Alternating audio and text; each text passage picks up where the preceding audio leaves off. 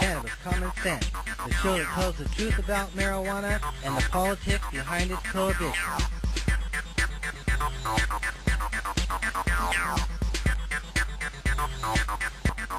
And welcome to another exciting edition of Cannabis Common Sense. Our shows are a production of our nonprofit organization, the Hemp and Cannabis Foundation, or THCF, and our affiliated political committee, the Campaign for the Restoration and Regulation of Hemp, or CRRH. We have an exciting show for you tonight. Tim Pate is here to provide musical accompaniment to some wonderful photos. He'll be joining me, and we'll be taking your phone calls. We also have some film clips and more information, but we're going to bring on, as we always do, our infamous dancing cannabis leaves.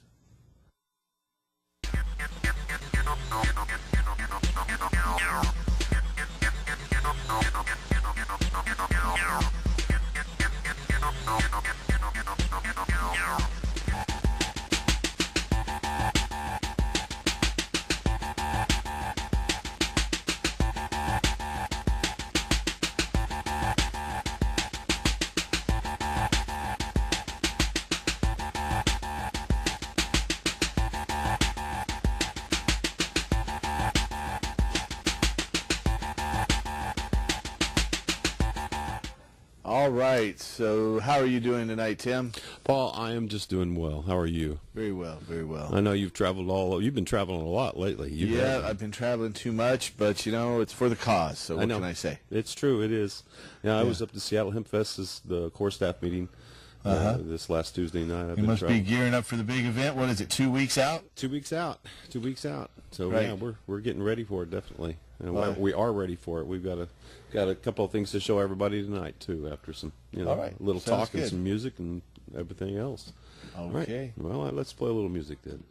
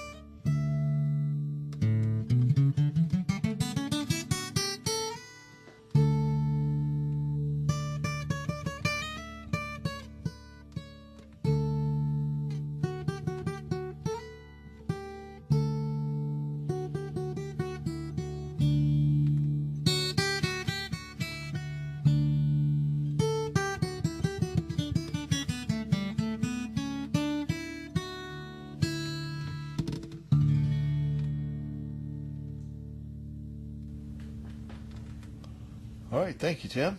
You're welcome, Paul. Well, what a lovely bud. You are welcome to give us a call. We'll be taking your phone calls and questions and comments. Just call us at 503-288-4448. That's 503-288-4448. We'll be taking your calls about ending adult marijuana prohibition, restoring industrial hemp, and helping medical marijuana patients. So stay tuned. We've just recently begun gathering signatures on our Cannabis Tax Act petition, the OCTA petition to legalize marijuana. And so we're gathering sponsorship signatures right now. We need 1,000 sponsorship signatures on 2 different versions of our proposal to tax and regulate and legalize the sale of marijuana to adults, allow adults to grow their own, and allow untaxed cannabis to be distributed to patients through pharmacies. Hey, welcome. You popped over here. That was like magic. That was good. Yeah, well, There was nobody sitting here, so I figured I better come over. I appreciate that. Yeah, It's a usually little Madeline's lonely up here. And she's off. this She's weekend. preparing for the camping excursion they have, the Goddess Gathering, I think they call that. Gathering, and we're not We're all the, invited, of course. we're not goddesses. That's all right. We will enjoy the goddesses. That's true. I'm glad they get a weekend off, and I'm sure it'll be a nice weekend for them to get away, too. It's beautiful. Yeah. Well, fortunately, it's cooled off a little bit. Oh, It's been a little worse. It's been a little bit earlier here. It's been 100 for those of the, we're huge all the way over the country, so Right. It was 107 this week in Portland, Oregon. As I was traveling, it made the news everywhere I went. It was on the national news. Portland's at 105, 106, 109. It was extreme. It was pretty amazing. It was. It was an amazing week. I was in the desert at one point in a rainstorm. When it's 105 here, it was like 55 there. I'm going, I'm in the desert. It's supposed to be 120 here, but instead I was in a rainstorm in the desert. It's pretty weird. I'd never been out to Monument Valley, but boy, that's a inspirational spot. I went through there and I've been there. It's beautiful. took the whole family. Had a pretty good time. Yeah. Oh, nice. Yeah. Good for you. I know you travel a lot, so this week you got a little pleasure. I get to drag my kids along and show them where I go all these times, and they have mixed feelings about it, but so it goes. That's true. That's true. So if you're out there and you have a question or comment for us, give us a call at 503-288-4448. That's 503-288-4448. You've got something there on medical cannabis? This over the past 2 weeks, the gentleman named Max, you know Max, he's been at the parties. He said that he asked me to mention Stephanie Landa, who was an activist, has been an activist down in California for many years, but was arrested in federal court after she and other folks were growing for the under the auspices. Was this of a the California city of case? City of San Francisco, yeah. And so now she's in federal lockup, and he wanted me Like to make Eddie Lepp, in there for 10 years. Exactly. And Yeah, she's in there for 42 months or something like that, and she's been in there for nearly a year right now. And so there is... Your microphone is getting twisted there. Yeah, we'll see. How's that? So she's locked up for how long? 22 months, you said? 22 months. Well, no, she's supposed to be in there for 40 months or more. Oh. And It's a pretty horrible thing. You're pointing to me, talk. Hey, if you want, you can give us a call at 503-288-4448. We're live streaming on the internet. If you go to Ustream, I think we do have a caller. Hello, caller. You're on the show. Yes, I have a question. Okay. One of the last episodes that you had about these new spiral grow lights, and I was just wondering, what website do you go to purchase these? The spinning halides. What is their website? Yes. LifelightTech.com. LifelightTech.com, I am told. Lifelight. Repeat that, please. LifelightTech.com. There you go. Light Tech. LifelightTech.com. They look like they're pretty nifty devices, but not cheap. Did you get that? Yes. Any other questions? Nope, that's it. Thank you. Very good. All right. That was an interesting light.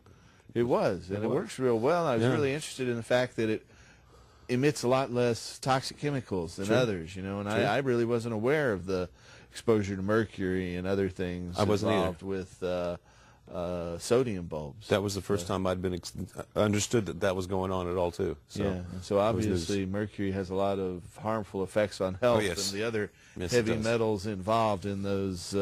If you're emitting them in your garden and then using that as medicine, that's not a good no, you're definitely going to intake it some one way or another. We have a studio audience member who has a question. Just go ahead and grab the mic and launch in there, Sean. Okay. I'm curious about this Oregon Kitzhaber signing a bill to grow hemp. Okay. Can you explain a little bit Governor about that? Kulongoski signed a bill, Floyd Przanski's bill he's been working on for more than a dozen years, and so Oregon becomes the 6th state to allow industrial hemp cultivation. Yes. Now, the other 5 states and Oregon now are waiting for the federal government to give us permission to move forward.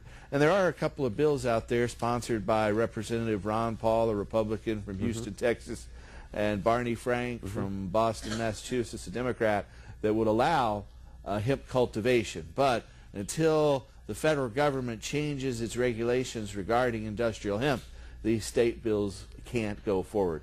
Now, our petition, one of the versions of it specifically would set up a hemp commission and allow hemp cultivation without a federal license. That's explicitly stated in our proposal. And so if the state can't act, despite the fact that the legislature has acted and the governor has signed it. Right. The law that they passed says specifically, first of all, they have to use these low THC strains. And the low THC strains, while producing just half the fiber of higher THC strains, produce about 1/20th of the amount of protein and oil. So for biodiesel and production, it's no good. It's okay for food, but it would be a lot better if they were able to grow strains that were higher in THC. And the reason being, they bred out the THC, and when they breed out the THC, they breed out the flowers.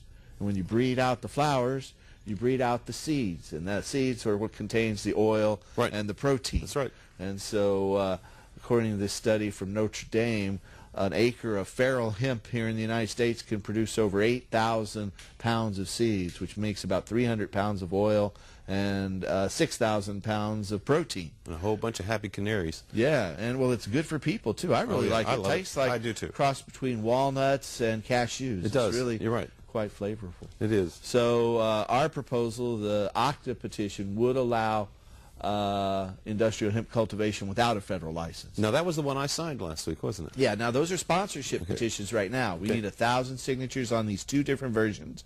Once we have those, we'll get a ballot title from the Oregon Secretary of State. Then we'll poll on those ballot titles. That's what will actually appear on the ballot should we collect enough signatures to put it there. Where are we at right now? Right now, I think we're about halfway to that 1,000 signatures. In 1 week? Yeah. I just signed. I was the first one to sign, if I'm not mistaken. Yeah. And so, I just signed it last Saturday. Yeah. So if you're interested we've in coming moved right in and along, signing halfway the there petition already. Monday Very good.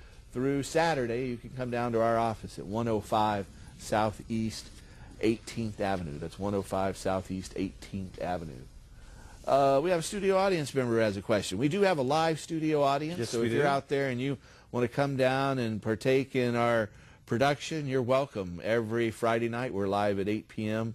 At 2766 Northeast MLK. Go ahead with your question, sir. Hi, Paul. Hi, Tim. Good evening. I don't know if you remember me or not. I'm Sure, I Gary, remember you. Gary from Washington. Yeah. How are you? Good. Back in March, I got fired from my job for refusal to take a random drug test. Right. And then I filed for unemployment benefits. I get denied. And so I called THCF. They recommended an attorney to me.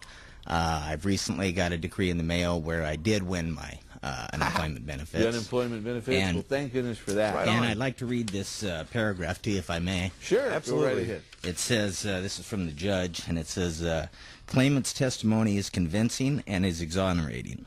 Claimant submitted documentary evidence as proof that he is prescribed marijuana and medication to control his severe back, neck, and shoulder pain. Without the medication, he could not work. The employer's policy, as it pertains to the claimant, was not reasonable since the claimant would definitely test positive for the marijuana and for the pain medication. If the claimant tested positive, then he would have been faced with one or two options, either to go through the drug treatment program, which meant he had to refrain from using the marijuana and pain medication, or to be terminated.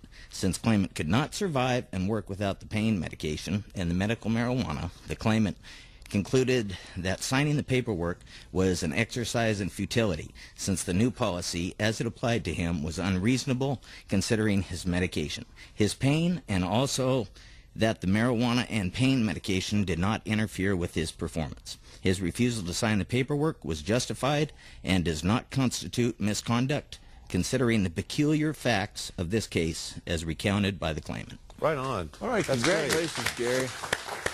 That's great.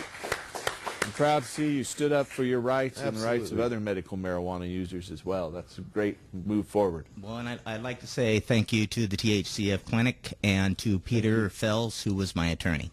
Great. Thank you. Right Thank you, on. Gary. Right on. Good work. We've It's a got victory, man. It's a good victory. Yeah, we've got to stand up and oppose these kind of things, and we can win these kind of victories. We have a caller on the telephone. Hello, caller. Welcome to the show. Hello, caller. Are you there? Oh, Well, they gave up. Well, this is your opportunity out there in TV land. You can call us at 503-288-4448. That's 503-288-4448. So you were at the Seattle Hemp Fest core meeting, and they're gearing up for the park's bigger than before, right? They've added on like an extra third of the park. We're saying basically you've got 20% more Hemp Fest this year. All right, so that means maybe 20% more people. That could put it well over 300,000. It really could put it well over 300,000. You're right. Right. And even though we don't claim that, but it's entirely possible. Yeah. I remember, like I've said before, last year's census at 3 o'clock on Saturday was 130,000 people through the gate. So anything like that, it's entirely possible for us to have a lot of folks, a lot more folks than you can even imagine. I think the record so far has been like 250 to 275,000. And it's tough to count that many people. The best thing to do, I guess, is to take pictures from the air.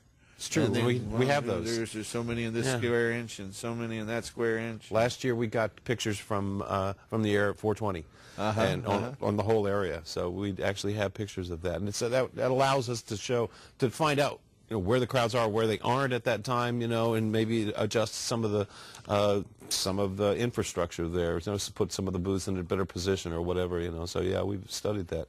Well, I'm proud to say that THCF, or the Hemp and Cannabis Foundation, is the presenting sponsor. Yes, you so are. All the nifty posters out there for the Seattle Hemp Fest say the Hemp and Cannabis Foundation presents the Seattle Hemp Fest. I'm pretty proud of that. It's true. We have another caller. Hello, caller. You're on the show. Hello.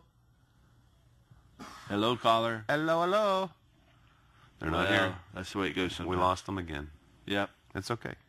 Some nights it happens. It doesn't happen that often, though, on this show. Well, who knows what's going on. Yeah.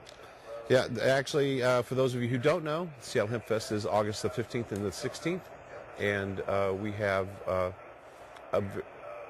you hear the caller? Yeah, we can hear the caller up there. Caller, can you hear us? Yeah, hi. There you are. I have a question about how many clones I can legally donate without getting in trouble.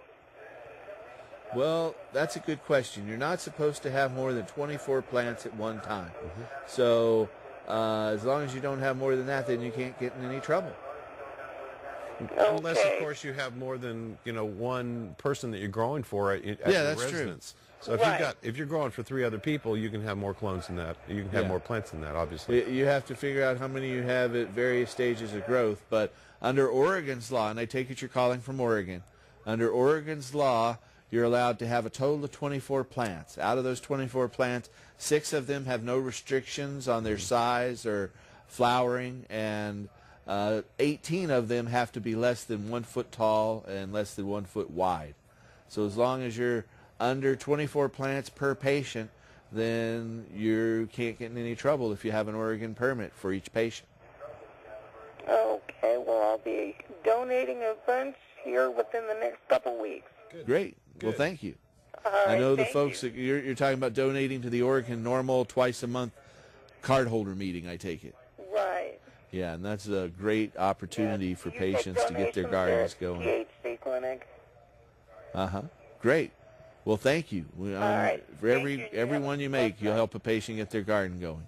All right. Thanks. You're welcome. Thank you. In fact, that's how that works. It's a community effort. Yeah, patients helping patients is basically what it comes down to. Every meeting, it's not just one person bringing in. It's like 200, 250 people come to these meetings, too. And after they lock the door and hand out the clones, it gets a little smoky in there, Well, not until after the meeting's over. After the meeting's over, right. But it's a fun time. It is fun. For one and all. I know that's on the 2nd and the 4th Saturday. Yes. So if you're a Oregon card holder, a medical marijuana permit holder, then you can legally come to the meeting. You also have to join Oregon Normal, and then you can go twice a month for a year based on a year's membership. And then they also give away free medicine as it's available as well. That's true. And so it's a good way for patients to get their garden going, for people to find caregivers, and just to generally get hooked up in the medical marijuana program here in Portland. Guess we have another caller, though. Hello, caller. You're on the show. Yes. Hi. Hi. I was wanting to know if getting seeds from magazines or from sources online, is that legal, or do you have to get seeds from within the state? Yeah, technically, ordering seeds in the mail is not legal. And a lot of times people will get a letter saying their seeds have been intercepted. And so you get a little letter saying, they reserve the right to come prosecute you. But I don't really know of anyone who's been prosecuted simply for receiving a small amount of seeds. Some of them get through, some of them don't.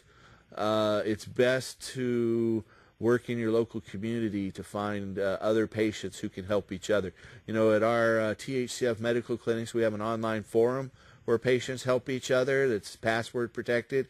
And then there's these twice-a-month meetings of Oregon Normal. There are other groups out there as well that provide support, and it's basically a community effort, and that's what's made Oregon's program successful, is that patients have been helping each other, and that's a real key. Okay, well, the success of the plants I've been using clones since the beginning, and I think clones are best myself, because you know what you're going to get, and you're not going to have a male pop up and seed your crop, or hermaphrodite, which is going to be some hidden male flowers in amongst the female flower. Okay, so I prefer clones myself. Okay, well, I appreciate your time. Thank you very much. Sure. Thanks for your call. Thanks for your question. If you're out there and you have a question for us tonight, it is the last day of July, July 31st, 2009. And if you're watching then and not watching a repeat later on, you can call us at 503-288-4448. That's 503-288-4448. And if you're out there in internet land, we started to get about, I've noticed, 800 to 900 viewers online out there now. Yes. It's really jumped above what our YouTube repeat watchers are. Mm-hmm. And so if you're out there and you want to give us a call us at 503-288-4448. That's 503-288-4448. I've noted that those connections are all over the globe, too. It's not just here in the States. That's true, even though it's a pretty expensive call if you're outside. Well, it all depends. If you're on the computer, it might not be so expensive. Exactly, yeah. For those folks who are out there and aren't sure how to get a medical marijuana permit, well, that's one of the things the Hemp and Cannabis Foundation specializes in. We have doctors all across the United States that can help you get a medical marijuana permit. You have to have a qualifying condition, though, for our doctors to be able to help you. And so if you have one of the qualifying conditions, and there's a whole list of them there, the largest being chronic pain. I'd say about 60 to 65% of all the medical marijuana patients have a chronic pain condition. Another one is chronic and severe nausea. It can be associated with many different diseases like GERD and IBS and Crohn's disease. Then there's AIDS and glaucoma, seizure disorders like epilepsy, spastic conditions, things that cause muscle spasms like multiple sclerosis or even asthma or Tourette's syndrome. There's also cancer that qualifies for medical marijuana. Some of the side effects of hepatitis C do as well. So if you have any of those conditions, then our doctors can help you. And here in the Portland area, you'd want to call us at 503-235-4606. That's 503-235-4606. If you're outside of the Portland area, we have a toll-free number. You can call us at 1-800-723-0188. That's 1-800-723-0188. I guess we have another caller. Hello, caller. You're on the show. Is that me? That's you. It's you. Oh, it's nice to hear you guys. Nice to see you guys, and it would be really nice to legalize.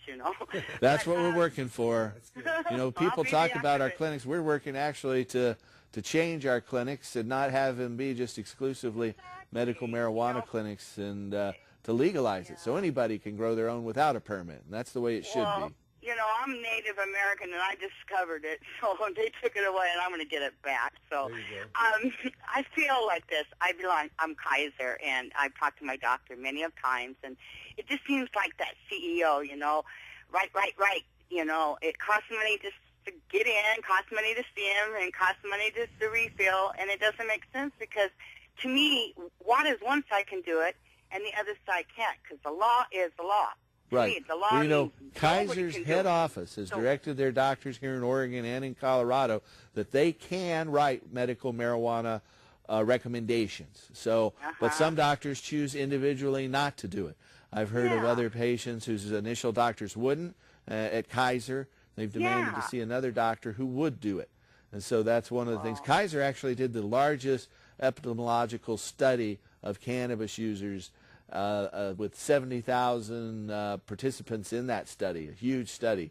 And they showed that medical marijuana smokers are less likely to have lung cancer, less likely to have accidents. The only thing that marijuana smokers are more likely to have is bronchitis, a cough associated with smoking. And they could do away with that. Well, with I'm the 50 vaporizer. years old, and I started at 14 and never been arrested, so, no, you know, I mean, it's, to me, you know, they say, well, you can smoke it, it's not against the law. You can have it, it's not against the law, but, you know, if you sell it. So, you know, the law, it doesn't make sense if one side can do it and the other can't, because, you know, half of our jails are the ones that do it, you know, let's make sense here and make the ones that really need it to go, you know, in jail to do it. These little, it's just like babysitting, you know. It's like, oh, I know he'll be on that corner. Let's go get him, you know.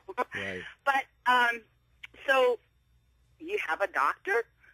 Oh, we have a dozen doctors who can help you, and literally there's probably 100 doctors across the state of California. But we sure do, and if you're out there and you have a qualifying condition and either your doctor won't do it or you don't want to have it in your permanent medical records, then our clinics are completely private, and you can just call us at 1-800-723-0188 for more information and find out how to participate in the program. Yeah, because, you know, I'm going through the change, and it would really change. Well, it's always been used for that traditionally. I mean, you look at Queen Victoria, and she used it for menstrual cramps, and it's been used traditionally for childbirth and morning sickness without any ill effects on the child. Exactly. I feel bad, but, you know, it got me through the day and kept my doctor away. Right. Bless you guys and keep up the good work. Thank you, and don't feel bad. You are actually doing a good thing there. And I'll get out and I'll, you know, make that right. Because my days in the parks, if there was a circle, there was a puff. You know, so. Well, you know, the recent studies show that, you know, if you smoke marijuana, you're less likely to have lung cancer than someone who never smoked anything at all. And you're also, it protects against several forms of cancer. It will protect your brain in a trauma. If you have an accident or a stroke and you use cannabis, cannabis will protect your brain cells. Just the opposite of what our parents used to tell us when we were kids, you know. They said, oh, you're going to go crazy. You're going to lose your life. I mean, look all the things you can have. And I'm going, life is what, it increases longevity. So if you use marijuana, you will live longer than if you did not use marijuana. You know, well, send that smoked cigar my way because all right. They always say, fuck the magic dragon who lived by the sea. All right. Nothing matters. In Honolulu. I've been there. Thanks for your call. If you're out there and you have a question for us tonight, you can call us at 503-288-4448. We're going to run a little film clip, and we'll be back in a second to talk about it. Hope you enjoy it, so stay tuned. Tune in.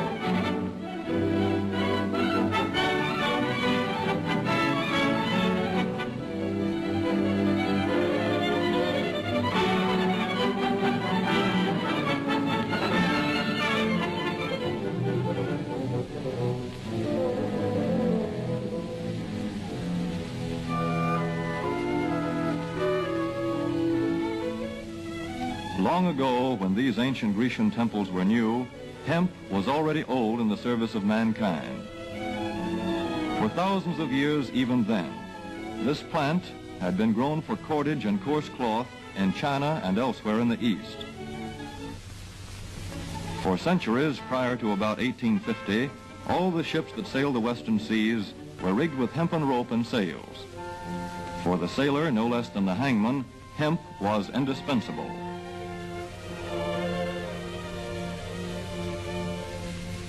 A 44-gun frigate, like our cherished old Ironsides, took over 60 tons of hemp for rigging. Including an anchor cable 25 inches in circumference.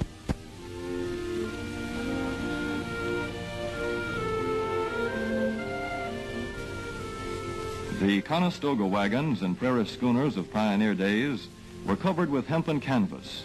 Indeed, the very word canvas comes from the Arabic word for hemp. In those days, hemp was an important crop in Kentucky and Missouri. Then came cheaper imported fibers for cordage, like jute, sisal, and manila hemp, and the culture of hemp in America declined. But now, with Philippine and East Indian sources of hemp in the hands of the Japanese, and shipment of jute from India curtailed, American hemp must meet the needs of our Army and Navy, as well as of our industries. In 1942, patriotic farmers, at the government's request, planted 36,000 acres of seed hemp, an increase of several thousand %. The goal for 1943 is 50,000 acres of seed hemp. In Kentucky, much of the seed hemp acreage is on river bottom land such as this, along the Kentucky River Gorge. Some of these fields are inaccessible except by boat. Thus, plans are afoot for a great expansion of the hemp industry as a part of the war program. This film is designed to tell farmers how to handle this ancient crop, now little known outside Kentucky and Wisconsin. This is hemp seed. Be careful how you use it. For to grow hemp legally, you must have a federal registration and tax stamp. This is provided for in your contract. Ask your AAA committeeman or your county agent about it. Don't forget, hemp demands a rich, well-drained soil such as is found here in the bluegrass region of Kentucky or in central Wisconsin.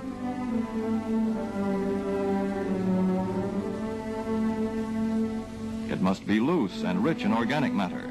Poor soils won't do. Soil that will grow good corn will usually grow hemp. Hemp is not hard on the soil. In Kentucky, it has been grown for several years on the same ground, though this practice is not recommended. A dense and shady crop, hemp tends to choke out weeds.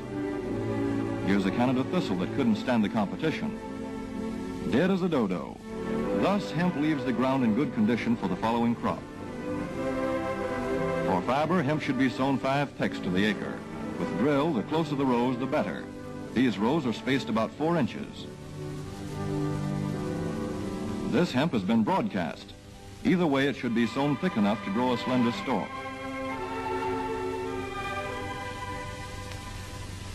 Here's an ideal stand. The right height to be harvested easily, thick enough to grow slender stalks that are easy to cut and process.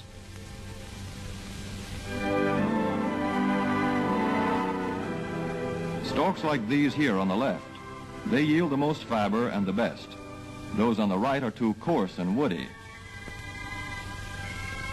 For seed, hemp is planted in hills like corn, sometimes by hand. Hemp is a dioecious plant. The female flower is inconspicuous, but the male flower is easily spotted. In seed production, after the pollen has been shed, these male plants are cut out. These are the seeds on a female plant. Hemp for fiber is ready to harvest when the pollen is shedding and the leaves are falling. In Kentucky, hemp harvest comes in August. Here, the old standby has been the self-rake reaper, which has been used for a generation or more. Hemp grows so luxuriantly in Kentucky that harvesting is sometimes difficult, which may account for the popularity of the self-rake with its lateral stroke.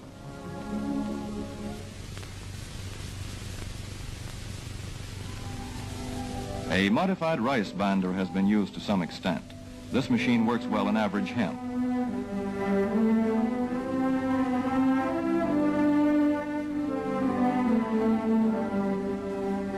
Recently, the improved hemp harvester, used for many years in Wisconsin, has been introduced in Kentucky. This machine spreads the hemp in a continuous swath. It is a far cry from this fast and efficient modern harvester to the Armstrong model of yore. But here's one kind of harvester, at least, that doesn't stall in the heaviest hemp. In Kentucky, hand cutting is practiced in opening fields for the machines.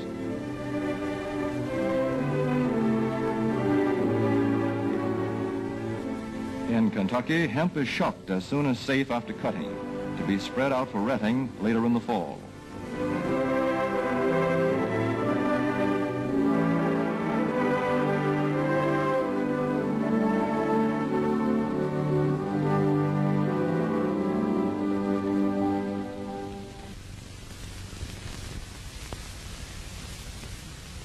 In Wisconsin, hemp is harvested in September. Here, the hemp harvester with automatic spreader is standard equipment. Note how smoothly the rotating apron lays the swath preparatory to retting. Here it is a common and essential practice to leave headlands around hemp fields. These strips may be planted to other crops, preferably small grain. Thus, the harvester has room to make its first round without preparatory hand cutting. Here the machine is running over corn stubble. When the cutter bar is much shorter than the hemp is tall, overlapping occurs. Not so good for retting. The standard cut is 8 to 9 feet. The length of time hemp is left on the ground to ret depends on the weather. The swaths must be turned to get a uniform ret.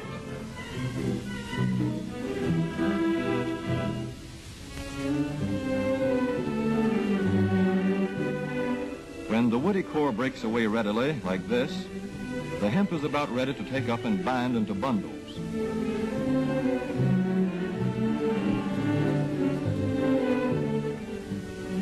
Well-retted hemp is light to dark gray. The fiber tends to pull away from the stalk. The presence of stalks in the bowstring stage indicates that retting is well underway.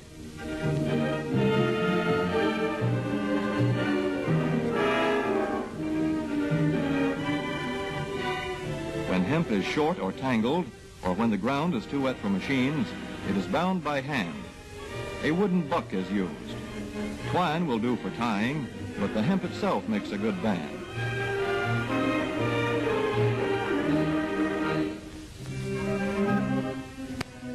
When conditions are favorable, the pickup binder is commonly used. The swaths should lie smooth and even with stalks parallel. The picker won't work well in tangled hemp.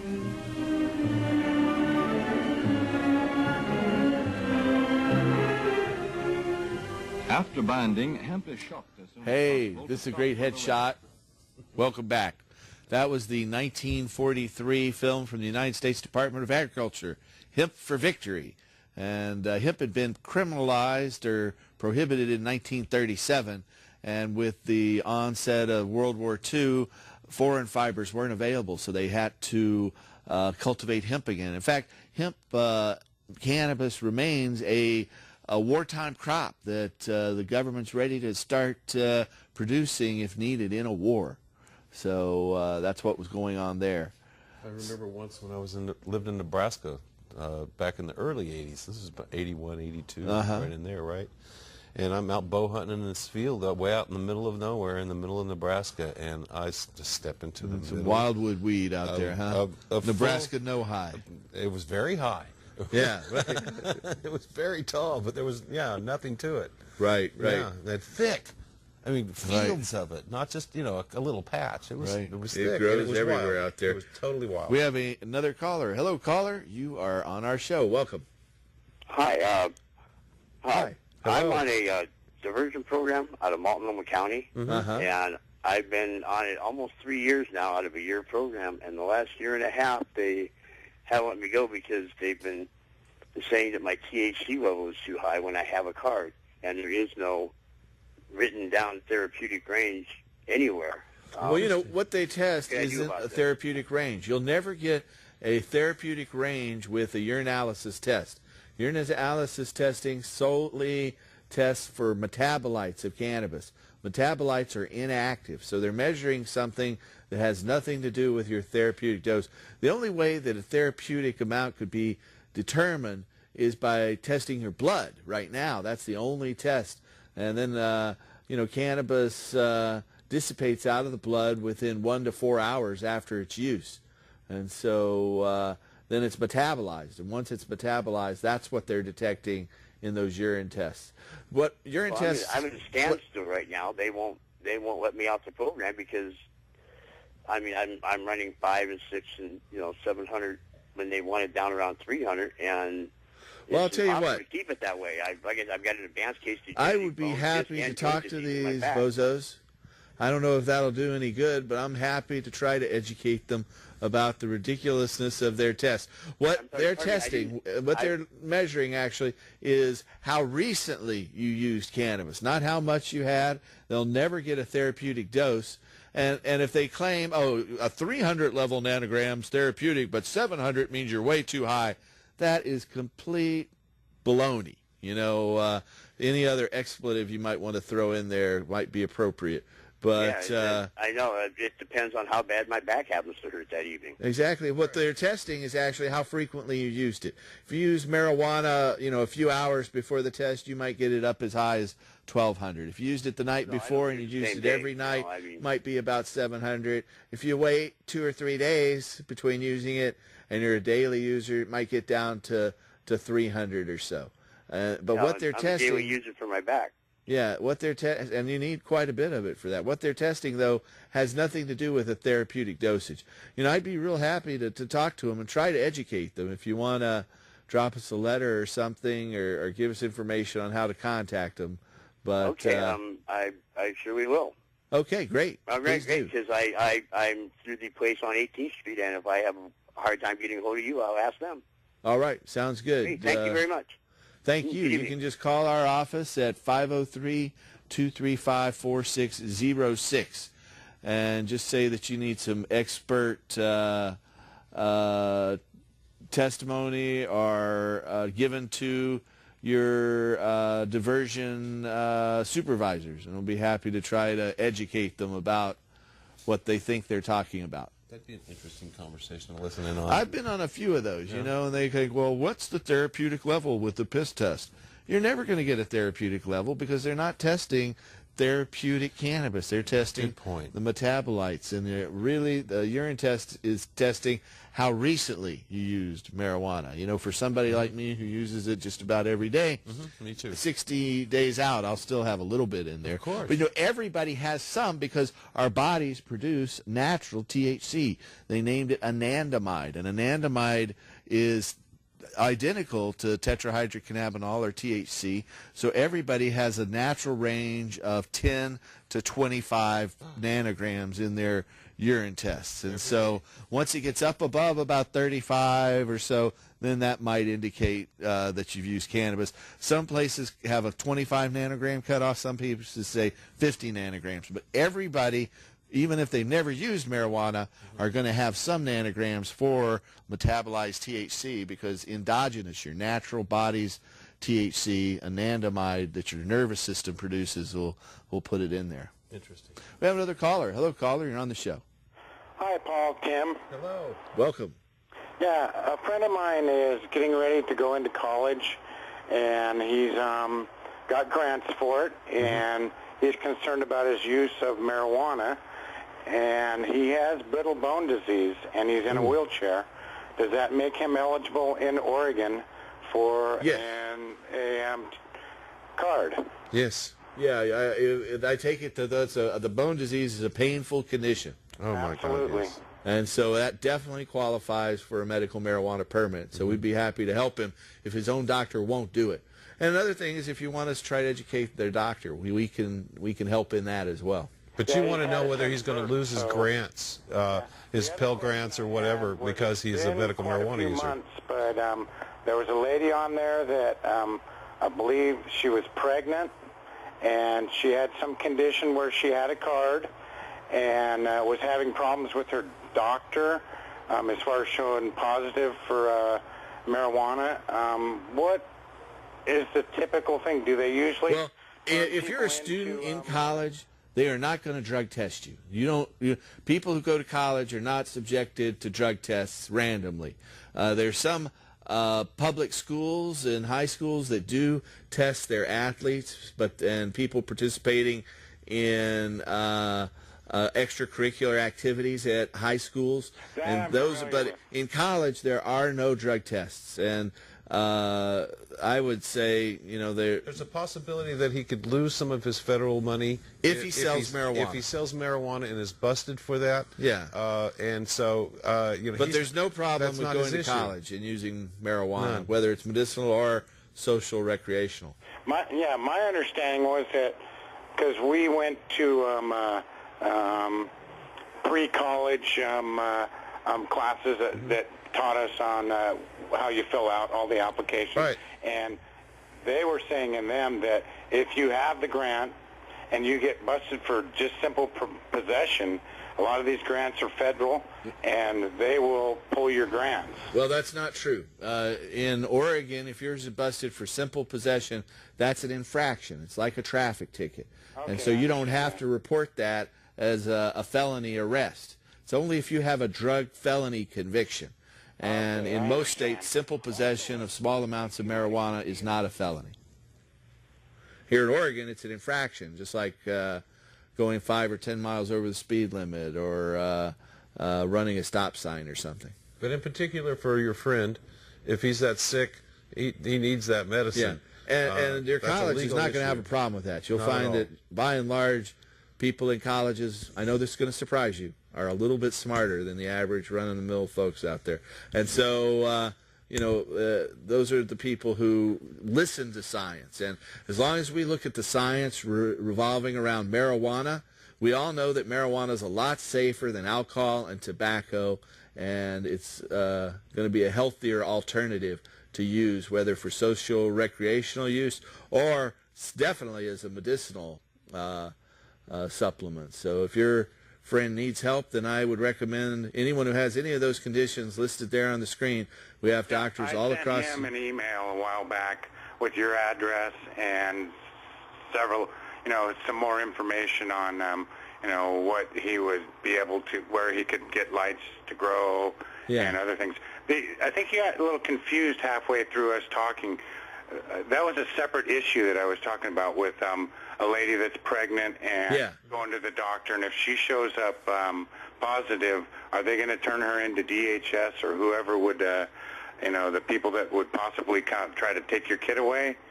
I've heard of that happening. It's in the realm of possibility. I wouldn't want to give you a false sense of security to say that, no, that definitely is not going to happen, because it does happen sometimes.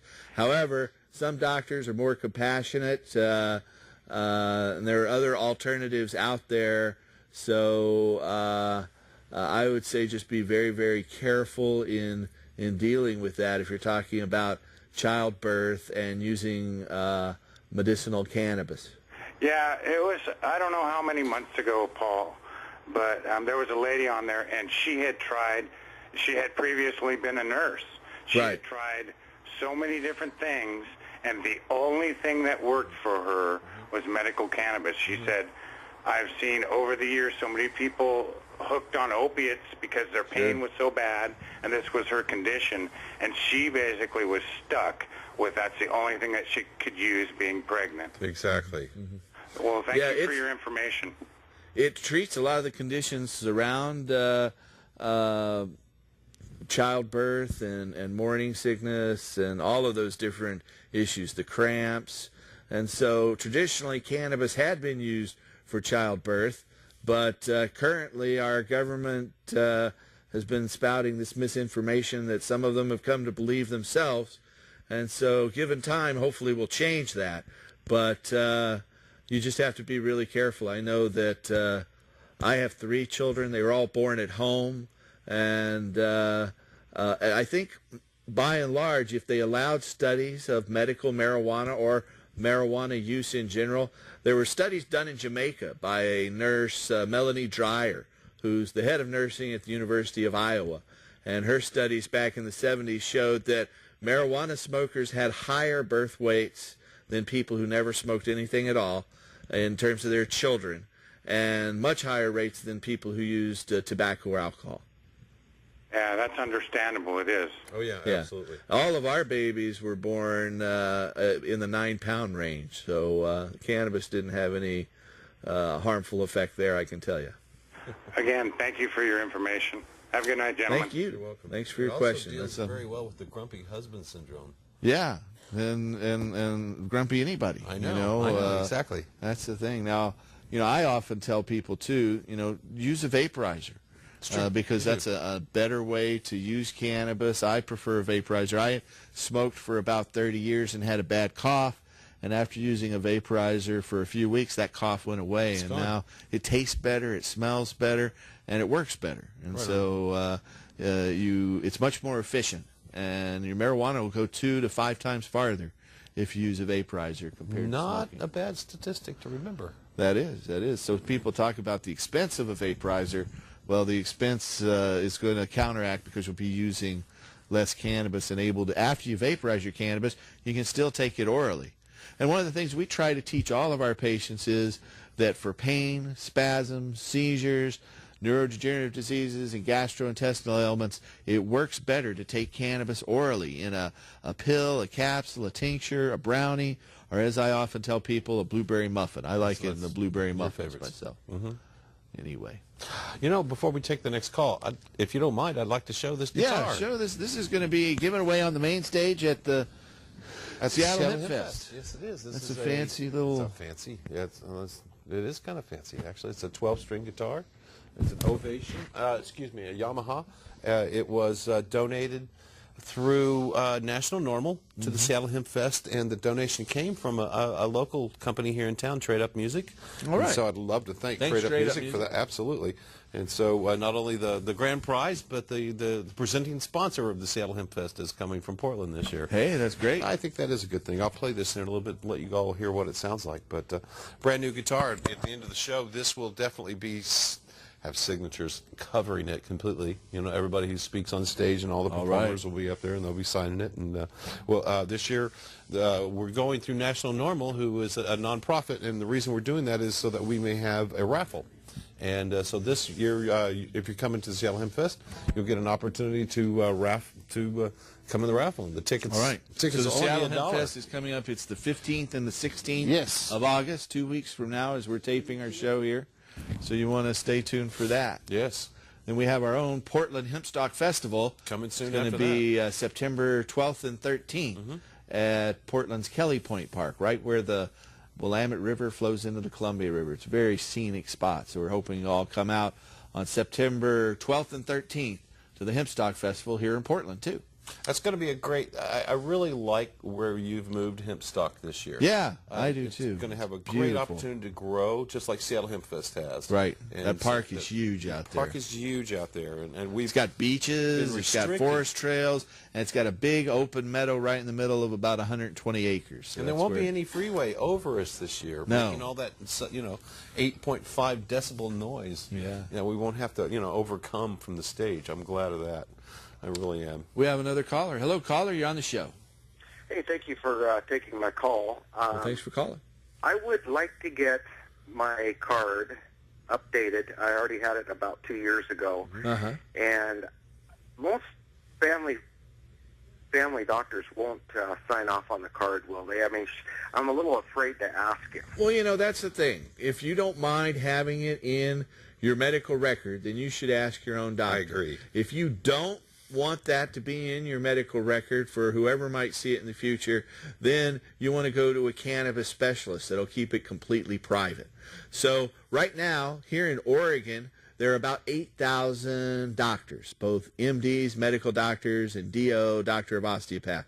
MDs and DOs are the ones who can sign the medical marijuana permit.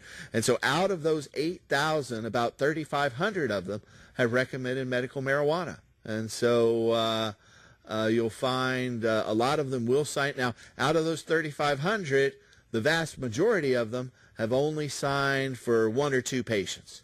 But there are about a dozen doctors who signed for over 500 patients.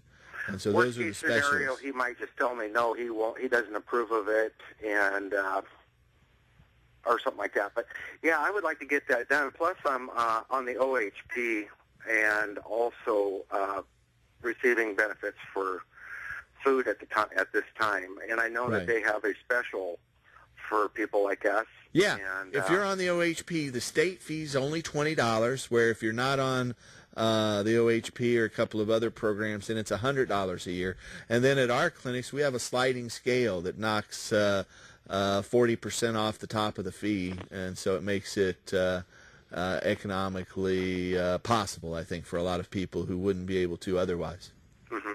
And when do you think we'll be getting kiosks, or not kiosks, but stores, little, what do we call them? Well, you know, in Oregon right now, our medical marijuana law is unique in that it says no sales are allowed.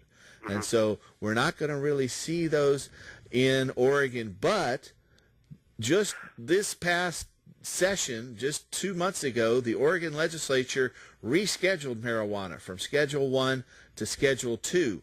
And now the Oregon Board of Pharmacy, sometime in the coming year, is going to have to set up a program to allow doctors to prescribe marijuana through pharmacies. So once that has played out, it'll probably take a year or two. It might be possible to get marijuana in just any pharmacy out there. And then our proposal, the OCTA petition, the Oregon Cannabis Tax or Tolerance Act, those specifically say that you could get marijuana at cost, no taxes, through pharmacies as well.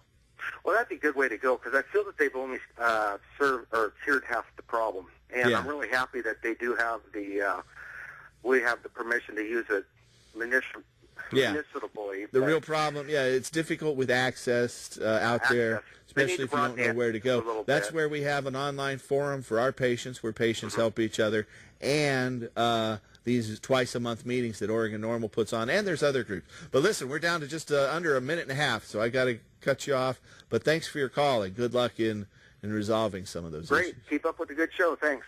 Thank you. Thanks for watching.